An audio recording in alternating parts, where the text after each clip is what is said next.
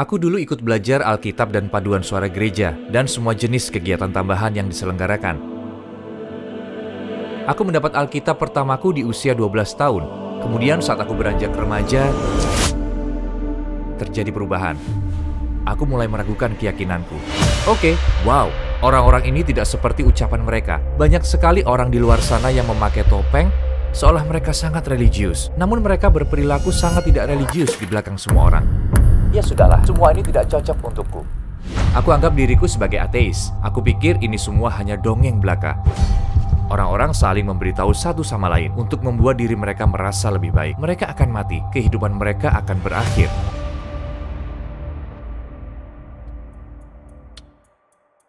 Assalamualaikum Saudara Tom, terima kasih telah menerima undangan kami. Kami sangat senang Anda bersama kami di sini. Aku ingin mulai dengan siapa itu Tom Fakini. Waalaikumsalam warahmatullah. Terima kasih sudah mengundangku. Aku berasal dari New Jersey, Amerika Serikat. Aku lahir di keluarga Italia, Amerika. Usiaku 33 tahun dan dibesarkan sebagai Kristen. Aku memeluk Islam di tahun 2010. Tahun 2015, aku pergi ke luar negeri untuk belajar Islam di Madinah dan pulang pada tahun 2020. Dan sekarang aku seorang imam di bagian utara New York di kota Utica. Bagaimana kehidupan beragamamu dulu? Apa yang dulu kamu yakini? Jadi aku dibesarkan sebagai Kristen di antara dua tradisi Kristen. Ibuku seorang Protestan, lebih tepatnya Presbiterian, dan ayahku dari keluarga Katolik, meskipun dia tidak mengamalkannya. Lalu karena ayahku tidak pernah membawa kami ke misa atau gereja, jadi yang bertanggung jawab terkait agama adalah ibuku dan dia sangat tekun. Kami diajak ke gereja setiap hari Minggu. Dan aku juga sangat bersemangat. Aku bersikeras agar kami duduk di barisan depan. Aku ikut belajar Alkitab dan paduan suara gereja dan semua jenis kegiatan tambahan yang diselenggarakan. Aku ingat dapat Alkitab pertamaku di usia 12 tahun dan aku mencoba beberapa kali membacanya dari awal hingga akhir. Namun tidak pernah berhasil meskipun sudah berusaha. Jadi aku sangat peduli tentang agamaku sejak kecil. Kemudian saat aku beranjak remaja, terjadi beberapa perubahan karena berbagai alasan. Aku mulai meragukan keyakinanku. Lalu apa alasan yang menyebabkan kamu meragukan keyakinanmu? Ada beberapa permasalahan politik dan juga permasalahan keagamaan yang tidak sejalan denganku. Menurutku, pengalamanku juga dialami banyak orang, setidaknya di Amerika Serikat, yakni adanya perbedaan antara yang kita yakini saat kita mengulangi pengakuan iman atau pengakuan iman Nikea. Dan kemudian bagaimana kita benar-benar menjalani iman kita dan berinteraksi dengan praktek-praktek keagamaan kita. Benar-benar berbeda. Aku bahkan tidak ingat sekalipun dalam hidupku berdoa pada Yesus. Walaupun aku tahu ada orang-orang di luar sana melakukannya. Aku tidak benar-benar merasa bahwa Yesus adalah Tuhan. Meskipun jika kamu bertanya padaku, aku mungkin akan menjawab iya. Itu jawaban yang benar, karena itulah yang diajarkan. Tapi bukan berarti aku berdoa pada Yesus atau merasa bahwa dia adalah Tuhan. Aku selalu berdoa pada Tuhan. Bahkan jika pada saat itu aku menganggap Yesus sebagai Tuhan, Bapa. Iya kan? Seperti yang ada di ajaran Kristen mengatakan kalau dalam Trinitas, sesuatu yang tidak benar-benar masuk akal, namun tidak pernah benar-benar aku pikirkan. Hingga aku mulai merasakan permasalahan lainnya dalam Kristen, seperti permasalahan politik dan juga permasalahan sosial, sehingga aku mulai memeriksa kembali dan mulai berpikir, tunggu dulu, ini sama sekali tidak masuk akal. Dan itulah, menurutku sebagian yang membuatku kehilangan keyakinan terhadap Kristen. Terutama melihat bahwa aku curiga, kalau ini mungkin sesuatu yang ditulis oleh manusia. Sistem berbelit-belit seperti ini, keseimbangan antara 3 dan 1 dan ketuhanan dan manusia, terasa tidak sesuai bagiku. Jadi apa penyebab terakhir yang membuat kamu meninggalkan Kristen? Jadi di gereja Presbiterian diadakan konferensi pemuda setiap 3 tahun sekali. Namanya adalah triennial. Dan prosesnya setiap gereja Presbiterian memilih perwakilan anak muda dari perkumpulan mereka dan dikirimkan ke suatu tempat. Sepertinya di Universitas Purdue. Aku terpilih jadi perwakilan gerejaku untuk ikut acara semacam ini. Seminggu tinggal di asrama kampus untuk beribadah dan berdoa. Bagiku, ini pengalaman yang benar-benar menarik. Tapi saat aku sampai di sana, yang awalnya aku kira akan menjadi acara yang sebagian besar sesuai dengan keyakinan dan terhubung dengan Tuhan, berdoa dan semacamnya. Tapi aku malah kecewa. Ada banyak perilaku buruk yang dilakukan oleh pemuda-pemudi lain. Mereka menyelundupkan alkohol, mereka berpacaran laki-laki dan perempuan, semacam itu, dan melakukan hal-hal seperti itu. Dan saat itu aku masih polos dan sangat terkejut. Menurutku itulah awal mulanya aku mulai mempertanyakan beberapa hal. Persoalan lainnya yang terjadi adalah di konferensi saat itu sedang marak gerakan perkawinan sejenis atau persatuan homoseksual mulai terjadi di Amerika Serikat. Lalu ada presentasi yang diberikan yang isinya mendukung agenda LGBTQ. Dan itu sangat kontroversial bahkan di antara orang-orang yang hadir di acara ini saat itu. Jadi itulah dua hal yang membuatku menjauh dari seluruh pengalaman ini. Oke, wow, orang-orang ini tidak seperti ucapan mereka. Banyak sekali orang di luar sana yang memakai topeng seolah mereka sangat religius, namun mereka berperilaku sangat tidak religius di belakang semua orang. Kemudian bagian lainnya dalam diriku, aku tidak pernah merasa sudah maksimal dalam agamaku. Aku merasa tidak cukup, hanya datang sekali seminggu untuk bernyanyi, lalu pulang ke rumah, dan lupa tentang gereja, lupa kepada Tuhan selama sisa hari-harinya. Tidak terasa cukup kuat, tidak terasa cukup berbobot. Jadi semua ini membuatku menyimpulkan dengan pemikiranku yang saat itu berusia 16 tahun. Ya sudahlah, semua ini tidak cocok untukku. Sehingga membuatku sangat tidak peduli pada agama. Aku anggap diriku sebagai ateis. Aku pikir semua ini hanya dongeng belaka. Mereka mengatakan pada orang lain atau pada diri sendiri agar mereka merasa senang. Mereka akan mati, kehidupan mereka akan berakhir. Lalu seperti apa kamu mulai perjalananmu menuju Islam? Kapan kamu pertama kali mendengar tentang Islam? Pertama kali aku mendengar tentang Islam mungkin dari 9/11, tapi tidak aku pedulikan. Entah apa maknanya. Sekali lagi aku pikir Muslim seperti aliran politik atau suatu kelompok saja. Aku tidak sampai memikirkan inti dari keyakinan para Muslim hingga aku kuliah. Aku pernah punya dosen Muslim, dan aku mulai belajar semacam pertemuan yang menyenangkan antara dua hal yang aku minati. Salah satunya adalah politik. Seperti apa saja motivasi politik atau latar belakang dari sebagian besar pergerakan politik di Timur Tengah dan di dunia Muslim. Jadi aku kuliah ilmu politik terutama hubungan internasional. Dan ada seorang profesor, dia profesor tamu, dia orang Maroko. Dia mengajar beberapa mata kuliah yang sangat menarik tentang pertemuan antara Islam dan politik. Salah satu kelas yang dia ajarkan tentang Malcolm X, semua wawancaranya dan pidatonya dan karya tulisnya serta semacamnya. Dan di kelas lainnya, dia ajarkan tentang intervensi militer di negara-negara Muslim. Melalui ini kami belajar semacam beberapa pergerakan pemberontak berdasarkan sejarah yang terjadi. Aku merasa untuk pertama kalinya penasaran, apa yang memotivasi orang-orang ini? Karena kalau berasal dari Barat, kalau mungkin orang Amerika akan berpikir semua orang mendukung kebebasan dan kemerdekaan serta demokrasi dan semacamnya, ya kan? Inilah ideologi politik yang kami anggap bersifat universal. Lalu kemudian cukup mengejutkan ketika menyadari beberapa orang berpendapat seperti kami ingin hidup di masyarakat Islam atau kami tidak ingin intervensi semacam ini. Dan Allah berfirman ini dalam Al-Quran, atau ada hadis tentang ini. Nabi Muhammad SAW berkata begini, dan mereka menggunakannya seperti, tunggu dulu, kalian tidak bisa mendatangi dan menginvasi kami, menjatuhkan bom dan membunuh kami, atau kami berkewajiban untuk melawan. Jadi itu benar-benar membuka pikiranku dan juga mengejutkan bagiku, jujur saja. Lalu apa yang terjadi yang semakin membuatmu tertarik pada Islam? Aku ikut kelas di kampus yang diajarkan oleh seorang profesor yang aku dekat dengannya. Namanya Modernitas Politik di Turki. Dan itu kelas yang cukup menarik, membuatku mengenal beberapa budaya Turki. Sebenarnya aku akhirnya pergi ke Peterson. Aku mampir ke Peterson, New Jersey, di perjalanan mengunjungi orang tuaku. Dan Peterson, New Jersey, banyak orang Turki tinggal di sana. Dan karena ikut kuliah ini, karena kami di kelas ini, kami pergi ke sana dan beli teh Turki. Dan kami beli jaswa, teko kopi, dan kopi Turki dan semacamnya.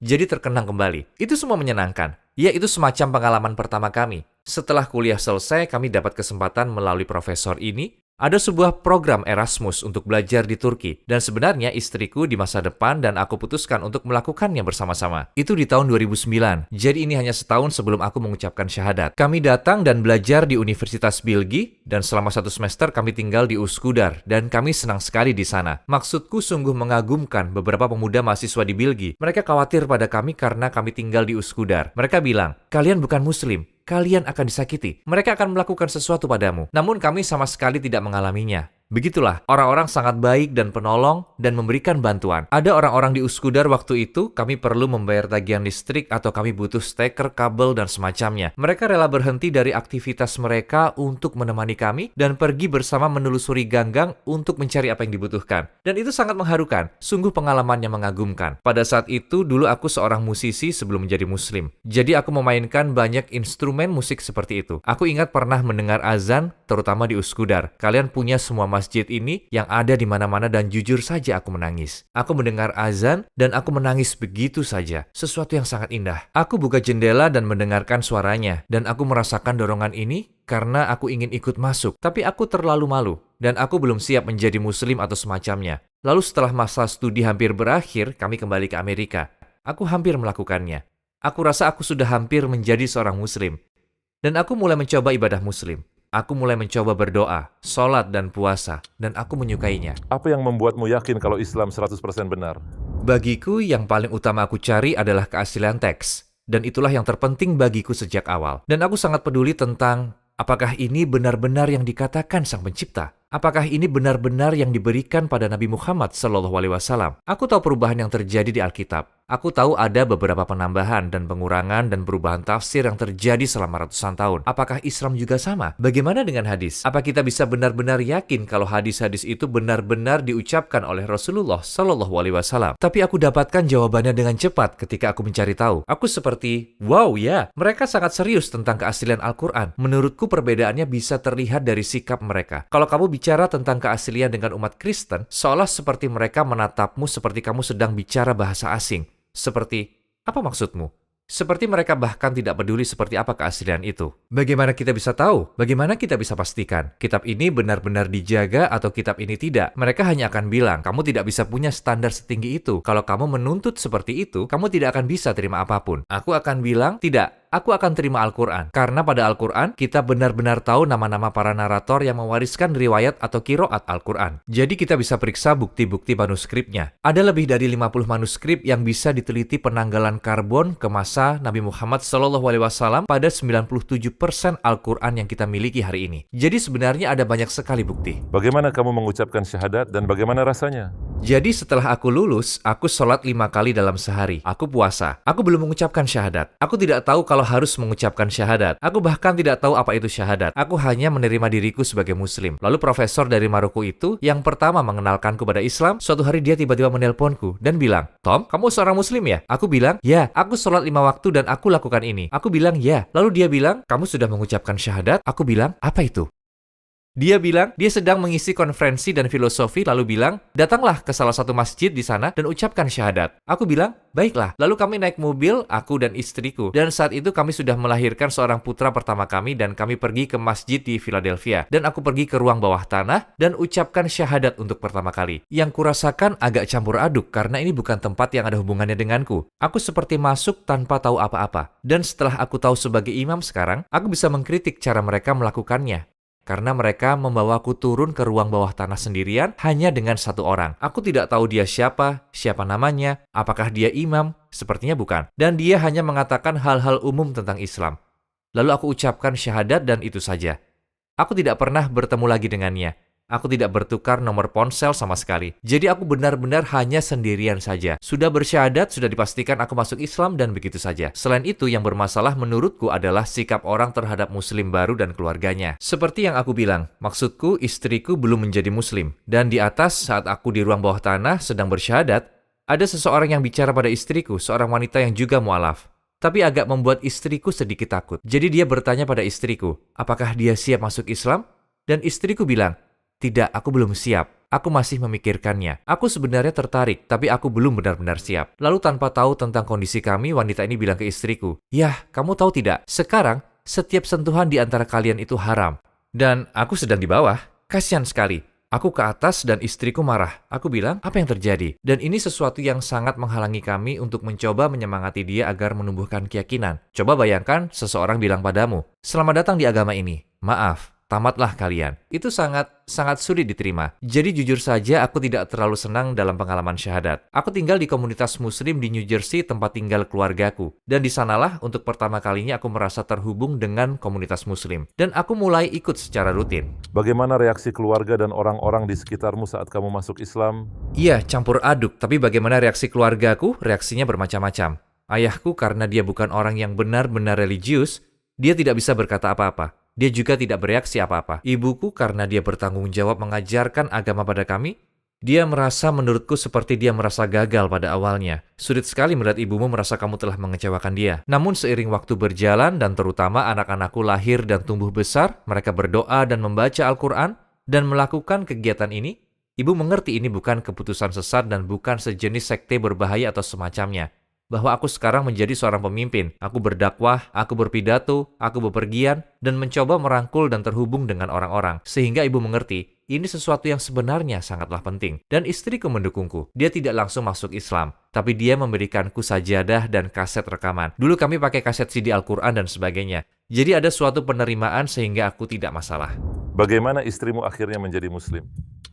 Ada seorang imam yang juga mu'alaf dan dia lulusan Universitas Islam Madinah. Dan aku satu kelas dengannya beberapa kali. Aku mulai dekat dengannya dan dia sarankan agar aku juga mendaftar di Universitas Islam Madinah.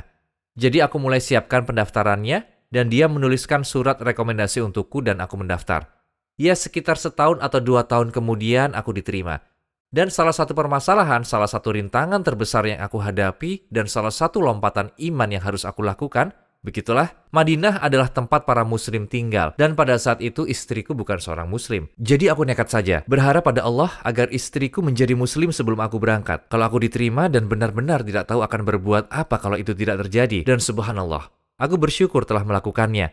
Karena hanya beberapa bulan sebelum aku menerima surat penerimaan dari Madinah, dia juga bersyahadat dan menjadi muslim. Jadi semua berjalan lancar. Tentu dia menerimanya dengan caranya sendiri, tapi keraguannya lebih banyak dariku. Dan dia punya lebih banyak permasalahan dibandingkan aku.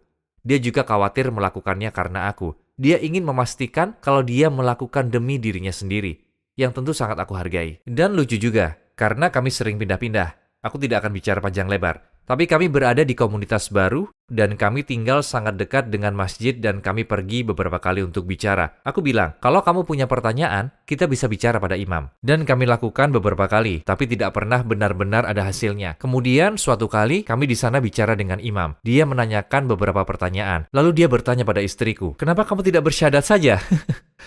Dan istriku melakukannya. Dia benar-benar mengucapkannya. Setelah itu dia seperti, aku tidak tahu kenapa aku melakukannya. Tapi keyakinan itu terus berkembang dalam dirinya. Pada awalnya dia seperti kebingungan, apa yang sudah aku lakukan? Namun seiring waktu berlalu, berminggu-minggu, berbulan-bulan, terus berkembang dalam diri istriku dengan baik. Lalu akhirnya, begitulah, menjadi terbiasa melakukannya. Apa saja tantangan yang kamu hadapi setelah menjadi muslim? Jadi ada beberapa hal yang harus aku hentikan, atau aku putuskan untuk berhenti. Dan itu keputusan yang baik, indah.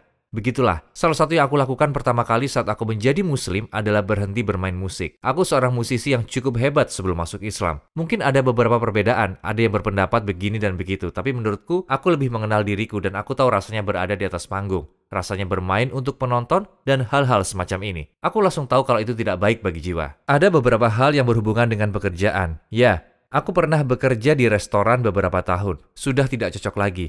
Maksudku di sana ada alkohol dan daging babi di restoran. Ada pengunjung wanita yang menggodamu. Mereka memberikan nomor telepon dan semacamnya. Jadi aku tidak punya pekerjaan lainnya. Tapi suatu hari aku putuskan, aku tidak bisa terus seperti ini. Aku putuskan untuk menunggu 2 minggu, lalu keluar. Allah menggantinya, tanpa diduga. Dan aku segera mendapatkan pekerjaan lainnya. Apa yang paling berkesan bagimu tentang Islam?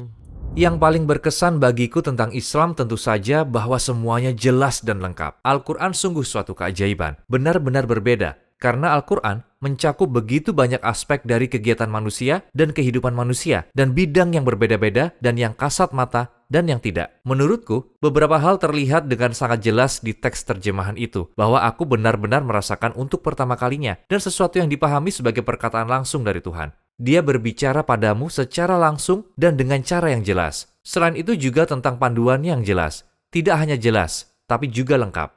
Saat aku masih ateis, aku pernah mencoba Marxisme dan komunisme dan anarkisme dan semua jenis ideologi politik sayap kiri. Menurutku perhatianku selalu tentang keadilan. Namun yang aku temukan di ideologi tersebut masalah yang berlawanan dengan yang aku temukan pada Kristen. Saat aku bertemu Islam, seperti untuk pertama kalinya terasa pas, seperti pertemuan dua dunia ini. Seperti ada panduan untukmu dalam kehidupan personal dan interpersonal, kehidupanmu sendiri, dan juga kehidupan bermasyarakat. Semua jenis kegiatan yang kamu lakukan sebagai manusia, ya kan? Ekonomi dan kesejahteraanmu dan politik, semuanya ada di sana.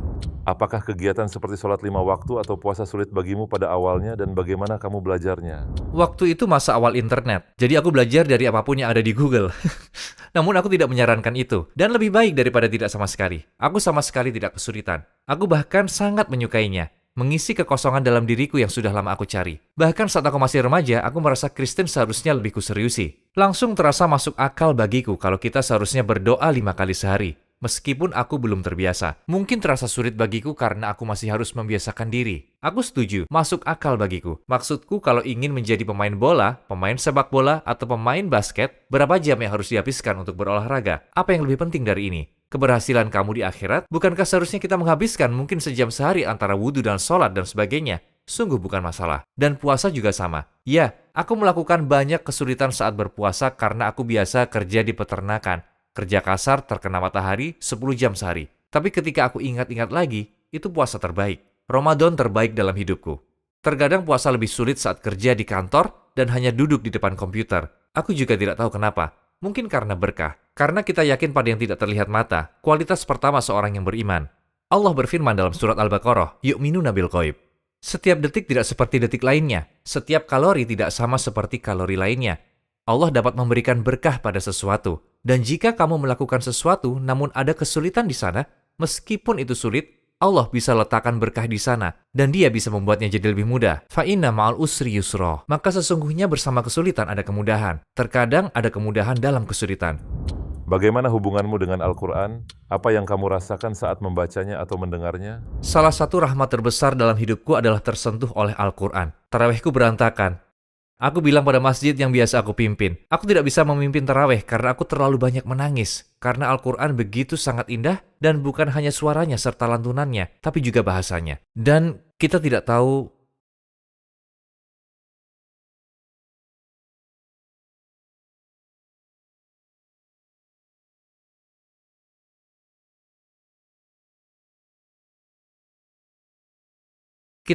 dalam hidup ini apakah kita tulus atau tidak. Tapi ada hal-hal tertentu yang Allah katakan dalam Al-Quran dan memberi kita harapan. Dan salah satunya adalah tersentuh oleh Al-Quran. Jika kamu mendengar Al-Quran dan merasa tersentuh di hatimu, kamu tahu kamu masih hidup. Proyek apa saja yang sedang kamu kerjakan? Ada beberapa. Aku seorang imam di Masjid Utica di New York. Aku juga mengajar tafsir untuk para remaja di sekolah daring. Namanya Legacy. Jadi aku mengajar tafsir pada siswa sekolah. Aku mengajar sejarah Islam. Aku menjadi guru pendamping sejarah Islam untuk siswa sekolah di institusi yang sama. Aku juga pendamping paruh waktu di kampus seni liberal di New York bernama Hamilton College. Baru-baru ini aku juga menjadi anggota penelitian bersama Yakin Institute, didirikan oleh Umar Sulaiman, dan membahas ideologi modern, ideologi keagamaan, dan ideologi lainnya. Jika kamu berkesempatan berbicara pada semua non-muslim di dunia, apa yang ingin kamu katakan? Aku ingin bilang, definisi agama adalah yang Tuhan inginkan dari kita, itu saja. Serta siapapun yang percaya pada Tuhan, punya tanggung jawab agar dia yakin seyakinnya yang dia lakukan sesuai keinginan Tuhan. Kalau mereka percaya dan menjalankannya, mereka akan baik-baik saja. Pada akhirnya, semuanya kembali pada ketulusan. Kalau kamu orang yang tulus, dan kamu berusaha mencari, Allah akan menuntun caranya. Allah akan membantu segalanya.